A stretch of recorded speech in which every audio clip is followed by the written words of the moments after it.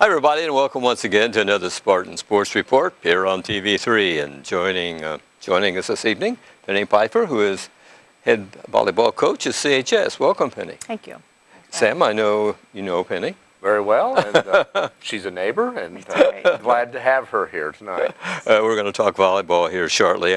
First of all, I want to talk about what's coming up at CHS and at the middle school this week. Today, as usual, is busy Monday. Boys tennis will be at Franklin County. Varsity and junior varsity boys soccer home to Greensburg.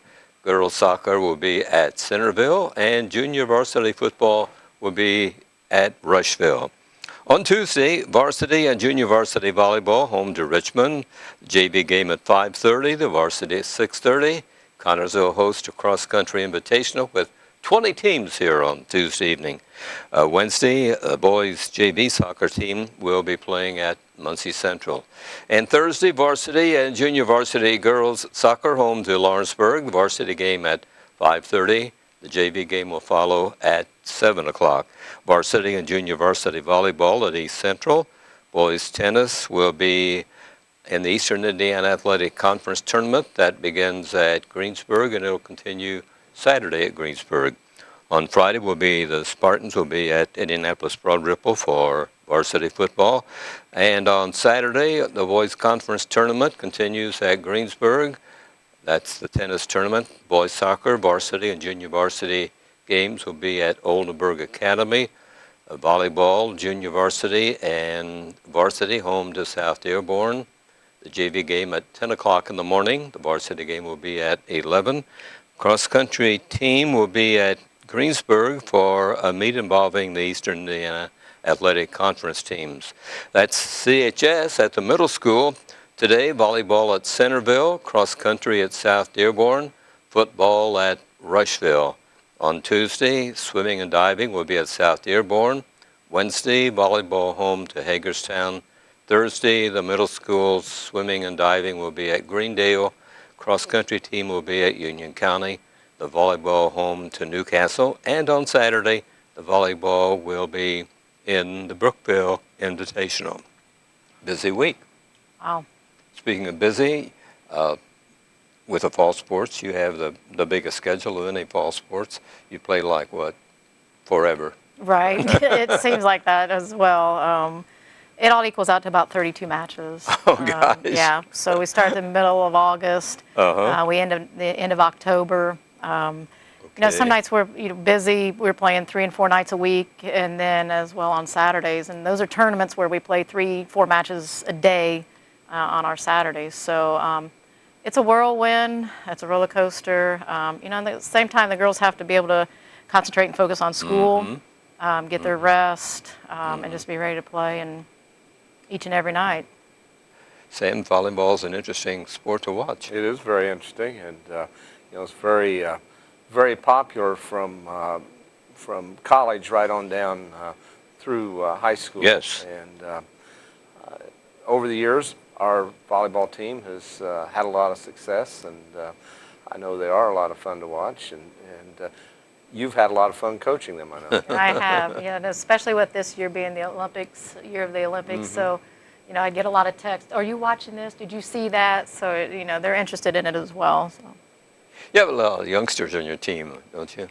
Yeah, we do. We have, at one point in time, I'll dress 14 upperclassmen, and that upperclassmen, I mean, there's 3 to 4 juniors, or 3 to 4 sophomores a night, 6 juniors. So our strength is in our middle classes. We dress 3 seniors.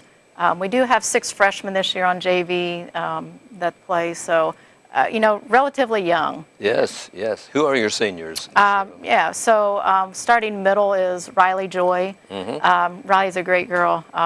You know, I wish everybody had the heart that Riley had. And the dedication that she has. So she's a very coachable girl for me. She plays middle for us. You know, not a whole lot of athletic ability, but her heart and her desire, allows her to be successful. My other senior is Shelby Brown. Okay. And Shelby's played a lot of front row for us in the past, but I thought she would be more suitable for us with her passing skills in the back row this year. So she's playing a lot of back row defensive for us, and she has just come up huge for us. Good. She's, right in there with Allison, our libero, who makes most of our digs. But, Shelby's always in the right place at the right time, and she can just be really dependent on. So we like that about her. My third senior is my setter, Brittany Phillips. Brittany we run a 6-2 offense, which means we run 2 different setters, and Brittany being the senior setter. So she has great court awareness, knows who to set and when we need that point, she knows who to go to for us. Yeah. How do they stay in training? I mean, do you guys work during the summer? Oh, absolutely. Yeah. So once the season ends in October, since we have so many athletes that are 3 sport athletes, I kind of leave them be until about May, April. We start in with our middle school kids at that time. But as far as our high school kids, we start in June. So we go 3 nights a week, 4 nights a week in June in the evenings. So it takes a big commitment for summer. We do weights and conditioning. We bring in a trainer, for strength training. And then we also play in different leagues around. What do you look for in a player? Height. That's number one. That's number one. We did gain a little height this year. Relatively compared to our other teams that we play, we're pretty small. But other than that, we have to overcome those things. So what I look for is what we have to develop is, our skills, our fundamentals, coachable, kids that are willing to go out there and do what it takes to get the job done. Who helps you coach? Penny? Yeah, this year's new. Ian Devereaux is new JV coach this year. He's first-year teacher at the high school. He's the history coach at the high school. Good, good. Sam, they've got a middle school program, and I know Penny's interested in that. Yeah, you're very involved in that. Allows you to develop those younger players, and you get to know them then, I'm sure, when they come to the high school. So talk about that program. Is that going on right now, or do they play at a different time? Well, unfortunately for middle school, they do play right now. So it's, about the same time that we play.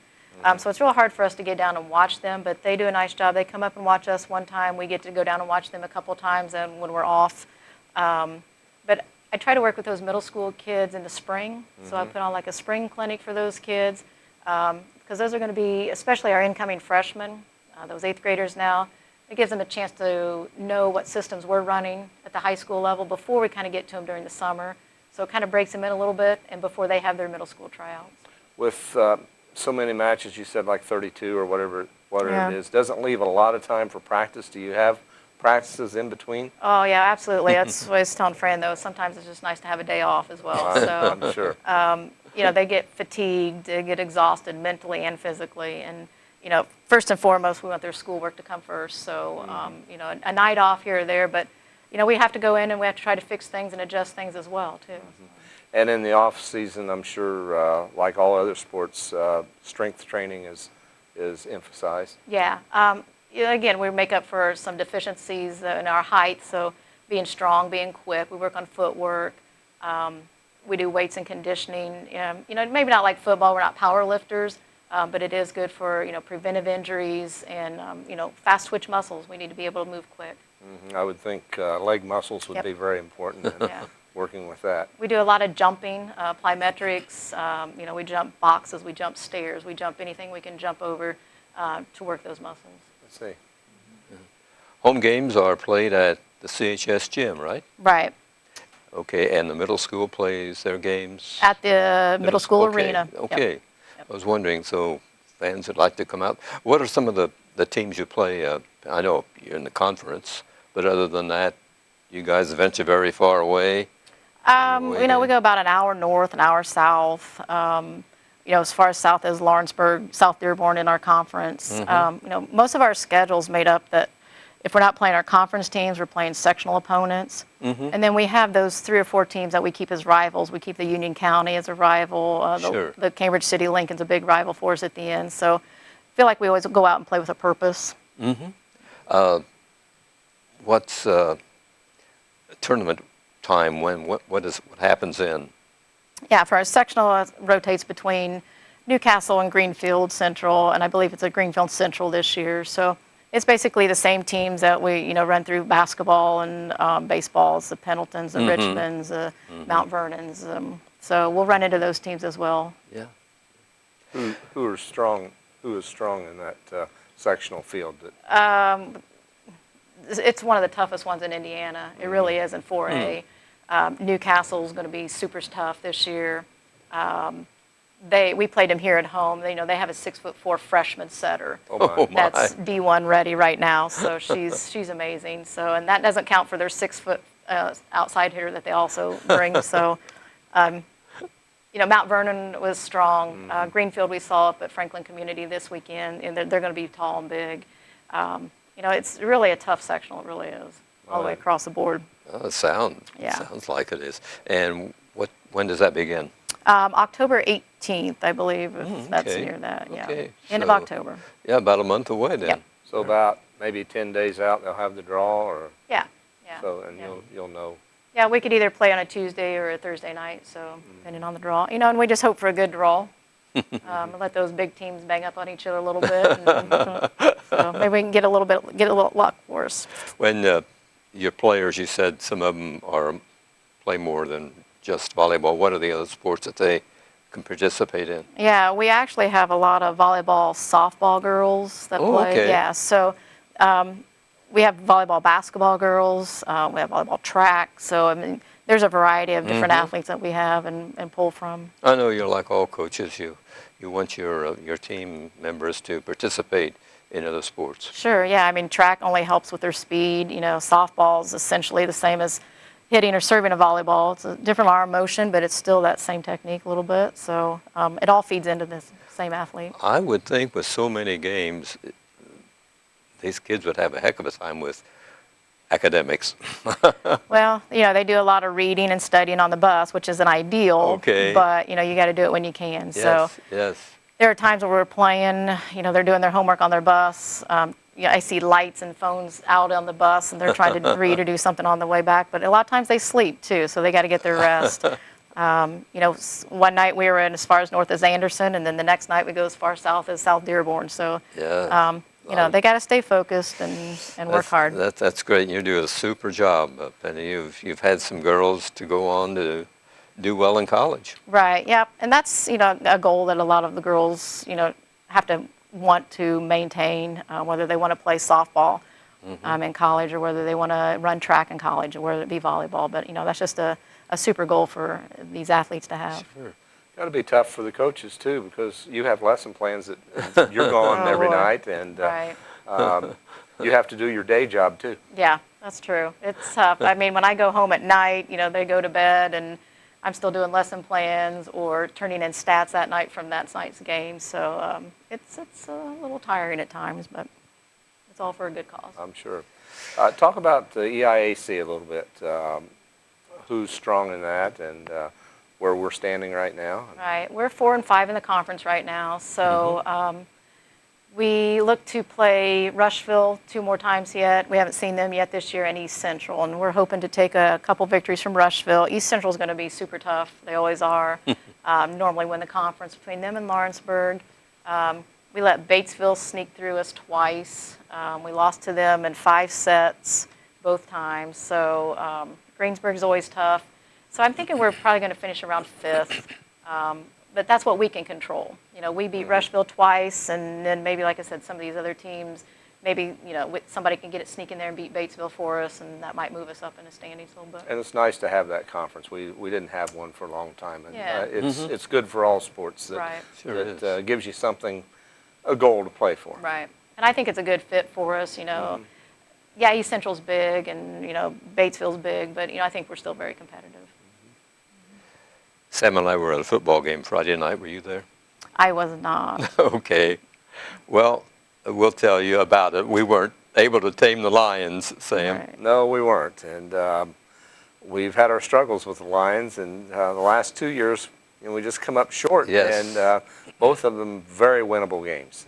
Absolutely. And the games we should have won, I believe, last year I and agree. this year. Yes, It just, I agree. Rushville came to play. You can't fault them because they played well, and we talked a little bit off air. The Yeager kid that 2 years in a row here is we on the radio were saying his name way too many times. Let me say that. They had 2 early scoring drives, and that proved to be the difference in the ball. Yeah, it did. But I liked the way the kids battled back and held them scoreless in the second quarter, much like they did the week before down at Greensburg. We were able to get 6 on the board. And then we ended up tying it at 14 and got the 2-point conversion. But I think with just over 3 minutes to go, Rushville scored one last time. Right. We had an opportunity. We were down in their territory and had an opportunity. Had we gotten a touchdown and an extra point, we would have won by Right, one. I was looking for when they missed the extra point on the touchdown. I thought, now the Spartans need to score and get the extra point, have a storybook ending here. But Well, that's what I was looking for, to turn the tables on them like they did on us last year, and they came back and beat us by 1. So. TV3 was there on the scene. We've got some highlights from the game, so let's look right now at Rushville and the Spartans. After some lightning and thunder earlier in the day, it cleared off. Right, we really lucked out with that storm going through about 5 o'clock instead of 7 o'clock, and we were lucky that we were able to get the game in and everything. That's Mr. Yeager right there, number 15. Yeah, he ate up a lot of yards there. Yes. Yeah, they stayed on the ground really, really well. They were able to pick up good yardage. There's Donovan Foreman with a big gain for the Spartans, number 6. He had another good game. Oh, yes. Donovan has played real well for us.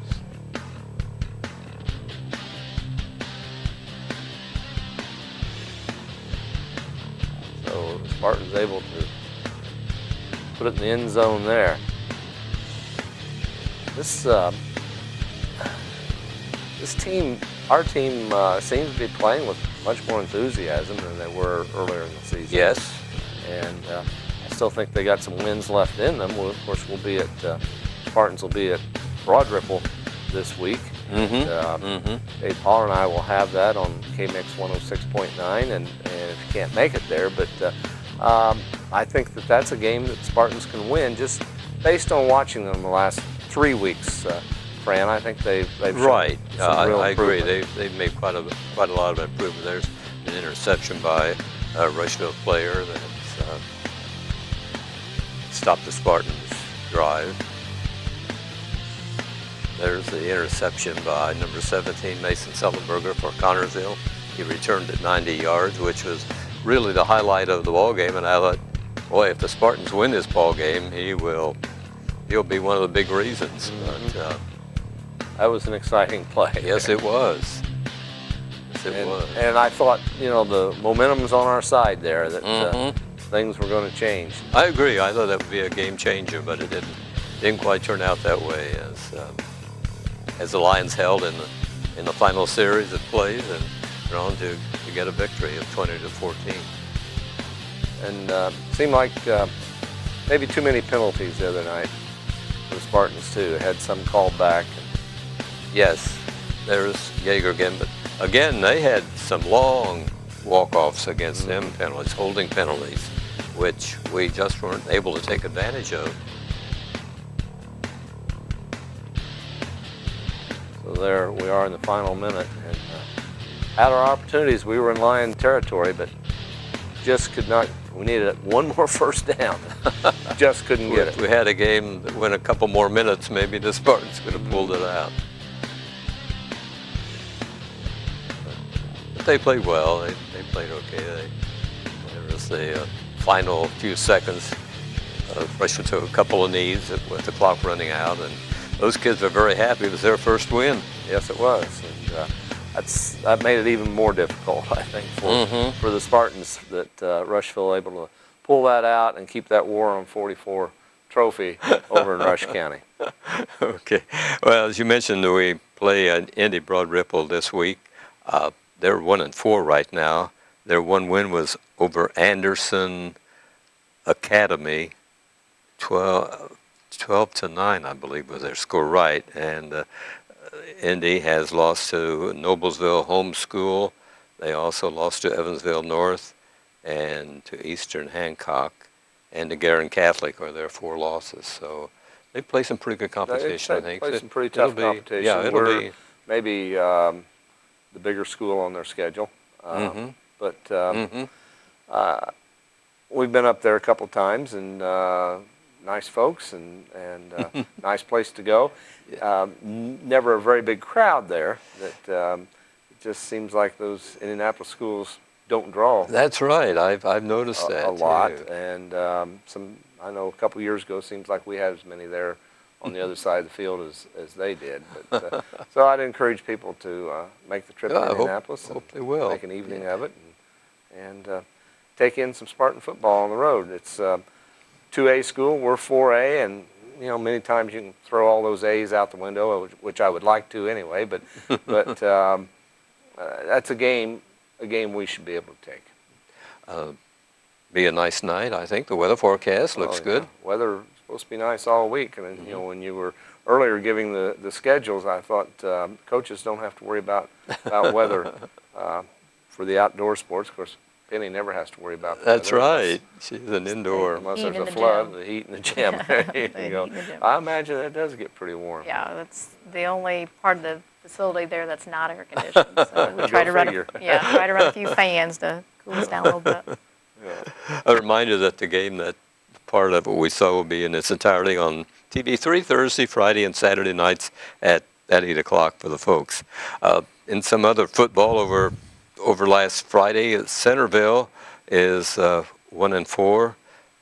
They lost to Union City ball game. Union County is 2-3. They lost to Hagerstown. Cambridge City is 0-5. They lost to Winchester, and Richmond is 2-3. They lost to Marion. So all the area teams, Rifle was the only one to win. Well, Franklin County won. I'm going to come to them right now because they surprised everybody, I think, with a win over Lawrenceburg. They But did. it was a home game for Franklin County, and that makes a difference for the Wildcats. Franklin County is 4-1. Lawrenceburg is also 4-1. And then other conference games, Greensburg is 3-2. They won over South Dearborn. 48-6 was that score. South Dearborn has yet to win in 5 games. Batesville is 4-1. They lost to East Central 35-14. East Central is 4-1. Their one loss was to LaSalle of Cincinnati, 31-0, I think. And they'll be moving into Spartan Stadium on September 30th for one of the Spartan games, East Central. East Central, one of the premier teams in the area, in the greater Cincinnati area. You know, they lost to LaSalle, but LaSalle, Well, I think when you LaSalle's go- a national power, as I When you recall. go to Ohio, football in Ohio is like basketball in Indiana, and it's good teams in Ohio. Oh, very much so. Cincinnati is full of Cincinnati, yes. excellent football Cincinnati and the teams. greater Dayton area, you hear about those schools. But yeah, East Central likes to play the Cincinnati teams. Yeah, they play a couple, I think. Well, no, I think they play Cincinnati, and then they go to Indianapolis and play a team toward the end, Or at the Collie end of or the somebody, I season, believe. right? And to prepare for the postseason. So And it's worked for them. they've got a good program. Their coach has been there a long time, hasn't he? And he's built the program up, and that's what it takes. Yes, he has. It takes a while. But as you pointed out on one of our programs, a lot of people have moved from the Cincinnati area into southeastern Indiana. They bring their kids with them, so Yeah. so they go to South Dearborn. Yeah, I don't know Or, if I brought it up on South the Dearborn show and or not, but East Central. one day we got in trouble from some fans at Spartan Bowl for saying the EC on their uniform stood for Extra Cincinnati. But I guess we had some listeners. That's good. That's good. Right. Spartans will be at Broad Ripple this week, as we mentioned, and they'll be whippling Lawrenceburg home, I think. No, East no, Central and Batesville. We go on the road to Right, Lawrenceburg. Right. We have, I think, East Central at home the following week, and then At go to Lawrenceburg, and then and then we'll be back home for senior night. that's the final game, Batesville Bulldogs. October 14th, I think. Anxious to go to Lawrenceburg and see their new field down there, the turf. I saw it from their new basketball arena, but the Spartans did not play on it last year. But they have a new gymnasium and along with new football field. That's at All Lawrenceburg. turf. Very That, very nice. The money from I was going to say, the it shows you what a casino there- will help out. like it or not, they're at least like the idea of a casino or not. At least they're spending the money. That's spending some right. money on athletic That has facilities been at the school, and that's a that windfall. part of it's a good thing. A windfall for Lawrenceburg City and schools and everything. So Sure. more power to them. We've got a river if someone would like to The Whitewater River. put a casino boat on it or something. Penny, how long have you been coaching volleyball at CHS? This is my 17th year. Wow, That's great. Yeah. That's wonderful. Yeah. you must have started as soon as you graduated high school. I Yeah. must have. Yeah, it was just shortly after college. So. We talked a little bit about earlier about some of your girls in college. Can you name some that played? As of lately, I think my most recent one is probably Megan Robbins. She was my libero. She played at Manchester College. Okay. Lynn Ross, Houston, is now married. She played at U of I, U of Indy. One of my claim to fame is Andrea King, Okay. band meter now. She's 6'4", and she played at Butler University and holds some blocking records at Butler. So we've had some others. Angie Moster has played at St. Joe's. So we've had quite a few that I'm sure I'm leaving out. Well, I know it's tough to try to remember all the kids that you've coached and everything over the years, but it's quite a sport. And the fans, do they turn out pretty well? Depending on the night, we get the bottom half of the gym filled up pretty well. So Good. and it's good that we've had a lot of our boys' football, soccer teams come and support them, and that really helps out. It really does when you have that crowd support behind you. And for some reason, those girls seem to play better when those boys are there. Well, but that's turned around because the girls come and support the boys in their fall and winter sports also. Right. And I just think that's just good team or conjugal spirits shared around our athletics. How many girls on a team? What's the setup? Well, I only have 20 in my program, so like I said, I dress about 12 to 14 per night. We don't have a freshman team any longer, so we pull those freshman kids up to our JV team. So we just field a varsity and a JV team. And there are how many players on the floor? On the floor at a time, there are 6. Okay. Yeah. And the positions are? We have a defensive position, our libero. We run 2 setters, one at a time, and then our outside middles and our hitters. Interesting game. Yeah. Interesting game. And you're one of those, one of the coaches, and we have many coaches here at Connersville High School and the Connersville Middle School that are alumni of Connersville, Right. which I like, and that's not taking away from those that aren't. Sure. But it seems like we have a pretty high percentage of that. Yep. Graduated in 1984. Played my high school volleyball, basketball, and tennis here. So it's good to come back. And you, having played here and now coaching, when you get those wins, it probably feels pretty special right. Yeah. to you. It's you win one personally and you win one for the school. So it means a lot to just get those wins for Connersville. Sure. Good luck with Richmond Thank you. and all the rest of your games, and of course in the tournament. We hope you guys go far. Appreciate it. We do too. And we want to thank you very much for joining us here on the Spartan Sports Report, Penny. Thank you. Penny Piper, who coaches volleyball at CHS, has been our guest. And thanks very much, everybody, for watching TV3 and this edition of the Spartan Sports Report.